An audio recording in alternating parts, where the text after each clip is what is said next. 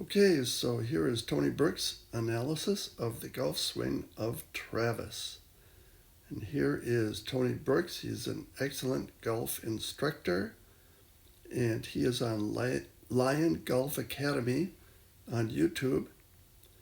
And on Sunday evenings, he has a show called Red Light Live. And you can get a free golf swing analysis of your swing. Just send a front and down the line video to this email, and Tony will analyze your golf swing on Sunday. Steven, man, you're like the poster boy for perfect videos. Look at this video. It's like HD. It's awesome. Wide angle. Look at the vibrant colors. Steven, do you know, does he have any issues that you want me to help him address right now? Or is this just a cause and effect analysis just for curiosity? Great video, though. Look at that. It's like perfect. Where do you have a tripod there? Okay, so we see a steepness.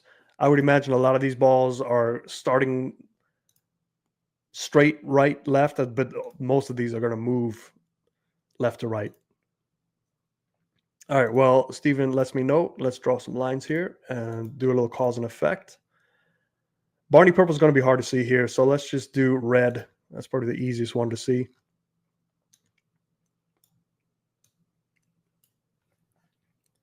Yeah, very vertical backswing, hits a fade. All right, so let's take a look. A lot of squatting. That's when you squat, you kind of limit your rotation with the lower body, and we see he gets stuck with that limited rotation. And they lifts it up to try and get the club further back. So he starts with a pretty neutral position. You know, if you take a look at the weighting, the setup's pretty good. The weighting is right where it needs to be. So arch of the heel straight up. You can see it meets the lower plane and the spine angle. So this is a really good setup. So I don't know if you've been working on it with his setup, but it's really good. But yeah, that's squatting. It's very hard to squat and turn. You know, you need to be taller to turn. So that squatting can affect you. And then there goes the arms. So the arms get very high. They don't quite get deep enough. So if you take a look here, at this bare minimum with the setup, if you want to get, here's the green line. So green line deep enough is just right where those two lines meet. But since he's a little bit, you know, suffers a turn, he starts to pick up. The more you pick up, the more you have to turn to get deep enough. So if you don't turn enough and you pick up, now you got some issues.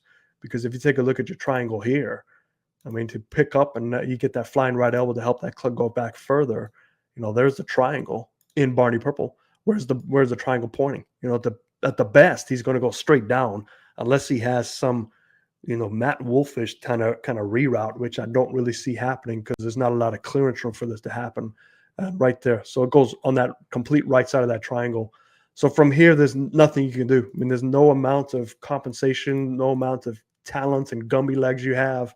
You know, think about this: that from that top position to when you strike the ball is incredibly fast. We don't have the time to compensate. So this is all he's left with, and he tries to strike it. You know, obviously we got some standing up, which is counteracting him going down.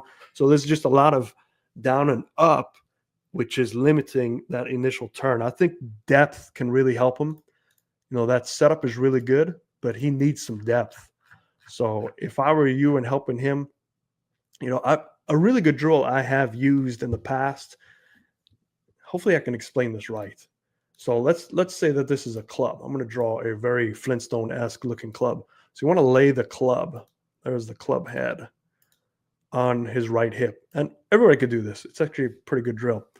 So the first thing you want to tell him is, I want this club to fall behind you and point to your target. So in other words, you want that club to go from upright, and we'll draw the down on the ground. It's going to fall down here and it's going to point here. So that's it laying on the ground, right? It's a very horrible. Look at that club head. That's can't miss the ball with that thing. But it's going to fall down. And the only way to get it to fall down is by turning your hips. If you don't turn your hips, that club's going to be stuck on his pocket. It's going to just stay there.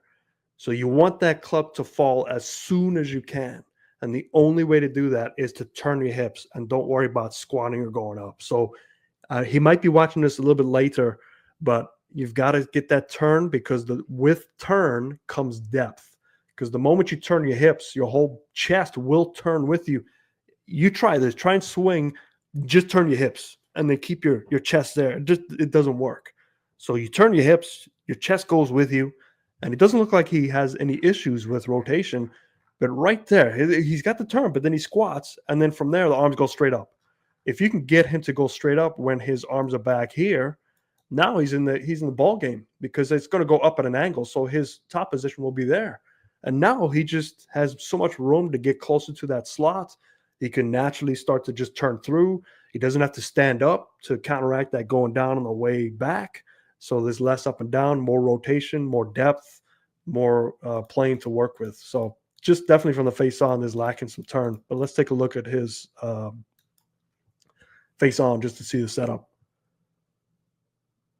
Said he has pretty good distance. Well, you know what? If he has good distance with that, imagine how much further he can hit it when he gets. What's this? This is what I was told when I sent the video months ago. Very easy drill to do, and you can do it in your living room. Yes, Jonathan, you talk about that one with on the right hip where you just turn, the club falls. That is one of my go-to drills that I think, myself included, I start getting lazy.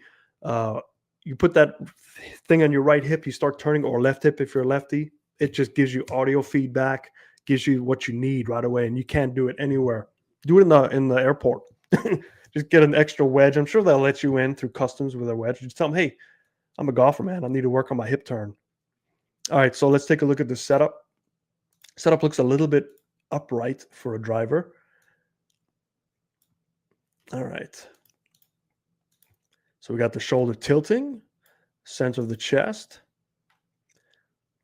Okay. Let's take a look at the motion. There's something I want to address about the address. So we'll get to that. Oh yeah, definitely. Look at that. So there's definitely, so you're going down, lack of turn. And now we're kind of stuck. We got some weighting too much. You look at that hip tilt. So the hip tilt is pointing down. So this is, think of it like a bunch of water. So if you're tilting that much, where's the water going to go down? The water is going to go down this way. So all the weight is being built up here. So he has to release the weight from there as he strikes the golf ball.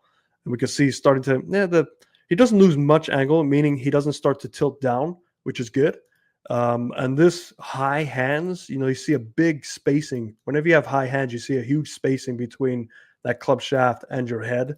But it doesn't mean it's wrong. It's, can you reroute it? And he has issues rerouting it. So yes, for him, you want it to be a little bit more tighter, which means you just take your hands from higher to lower. That'll help you out. But let's see how he unwinds all that weight that's stored up on his left hip. So he drives it. So he's driving it. So he's releasing the weight from down to up, which is standing up. And then he gets to the impact position. He gets it pretty good. But you take a look, now all of a sudden, he has a big forward press with a driver, which you don't really want. So let's take a look at that starting position. So let me see if I can explain this here. There's your shaft angle, and it's pretty upright. So there's about 90 degrees. So here's your circle. Right? So ideally, you want this club to escape up. So which way should it be pointing for it to escape up after it hits the golf ball? It should be pointing this way once I get my colors. And this is exaggerated, right? It should be pointing like this. Now, keep in mind, it's exaggerated, but to get the point across. So this arrow is pointing up. This one is pointing straight. Now, if you have forward press and he gets his weighting left, his arrow is going to be pointing down because the club shaft is going to be leaning this way. You don't really want that in a driver. You want to feel like that club shaft is pointing up as you strike the ball. So just a little bit of a change of his setup, maybe a little bit wider stance so he feels like his center of his body can be a little bit more behind the ball, but definitely get the tilting and get some of that weight. It looks very steady in the center. Get some of that weight to the right side, 60, 65% more to the right. So then he can feel like he gets that tilting a little bit more. So he's basically going to pull his center a little bit further behind the ball because there's the center here. If he can pull the center a little bit further behind, get a little bit more tilt, and then start to get that club to be resting here, now that club is pointing up. So even if he has some sequencing issues, he's not going to be forward pressing, hitting down, which is probably why he might pop the ball up every now and then or skull it if his hands getting too involved. Plus, he's going up and down. So he's doing a lot of again, iron mechanics for a driver. So a lot of this is set up. So maybe Steven, give that a try and see if that'll help him initially. But you can see his swing is there. I mean, he's clearly athletic. He can get the job done, but he's stifling himself. He's limiting his ability just by his setup. Because in order to get to a pretty decent position from here, he will have to be, his shoulders will have to fall back and he'd have to be in this position here. And just by the lack of rotation, it's not going to happen. And if he does get to that position, it won't be effective. It won't be powerful. His weighting will be all over the place. So, you need to use your weighting correctly. So I wanted to bring this up too and relate it to other sports since we have people that play other sports here. So if we take a look at the uppercut, the whole goal in any sports motion, I don't care what sport it is, unless it's like tiddlywinks, right? Because I'm sure you use angular momentum in tiddlywinks. So if you look at any sport, the whole point of the body is to get out of the way of the delivery of the power. So if you take a look at boxing, right here is the conservation of angular momentum, right? So here he's got this angle stored up. And what's his body doing? His body's getting out of the way so he can deliver the power the body creates by rotation and thrusting. And all he's doing is hitting the guy with his fist, but his fist isn't creating the power. The fist is delivering the power that his body's creating. So if you're golf swing, if your body's getting in the way of your hands and arms, there's going to be some energy loss. There's going to be some transfer loss that happens too soon because now the hands are now actively taking over. In other words, let's say this boxer, I think this is Tank. Let's say Tank stops rotating there. What's going to happen? His power is going to be gone, and his hands have to now create power and deliver whatever limits the body power created. So if you take a look at that, here's hockey. Hockey, you don't think there's much angular momentum, but what does the body do as you go through? Look at the rotation of the body. Look at that. So the body's rotating, it's getting out of the way, and then boom, there's the angular momentum. So the same thing occurs even in hockey, in ice hockey. If we take a look at baseball, I know Joe's going to love this. What happens here? So grounding to the body, right? The body gets out of the way. Look at that angular momentum. I mean, this is just a huge, this is very golf-like, right? Boom. And he's hitting up. So what's happened to his body? Where's the path of his hands going? His hands are going up and out. So delivery of the power. So you have to get your body out of the way. Do we have any other here? Nope, that's it. So I just wanted to bring that up too, because I think this all goes into like just visualizing the amount of power your body can produce. But at the same time, it has to get out of the way of your hands and arms. And if you're setting up where they're going to combat each other, there's going to be some issues. The role of the hands will now take the role of the body and vice versa. So hope that makes sense to everybody here. But now we got to. So thanks for watching, and thanks to Travis for submitting his golf videos.